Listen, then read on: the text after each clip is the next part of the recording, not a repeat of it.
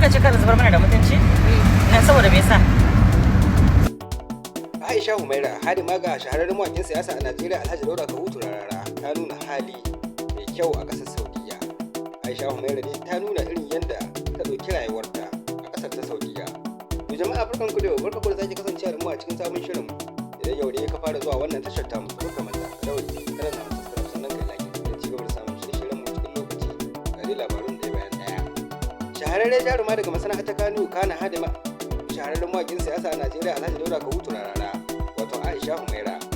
Sanin kowa ne ta tafi kasa mai tsarki domin gudanar da ibada ta umra, inda aka hange Aisha Humaira a cikin mota gadda wanda aka fi sani da suna pick-up, wanda abokiyar tafiyar ta da muka saka yi sunanta ta umarce ta da kada ta yi posting ko kuma ta ɗora bidiyon da ta ɗauka a kafafen sada zumunta domin ba ta buƙatar a ganta a cikin motar haya ta kura a ƙasa mai tsarki, wanda Aisha Humaira ta ce menene duniya. Akan haka ta yi posting ta kuma ce ita bata ɗauki duniya wani abu ba, abin da yasa kenan ta shiga a kura kuma ta yi posting. Amma fa wannan posting da ta yi ya bakanta ma abokiyar tafiyar ta, kasancewar ba ta son a ganta a cikin kura kamar yadda ta ambata.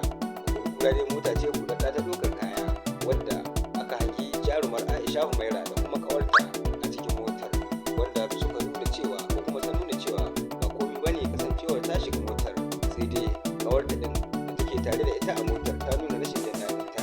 Al'umma da dama a ƙasar Najeriya sun yaba wa Aisha Humaira kasancewar yadda ta ɗauki rayuwa ba a bakin komi ba. Da haka muka zo ƙarshen wannan shirin namu na yau. Idan yau ne ka fara zuwa wannan tashar tamu,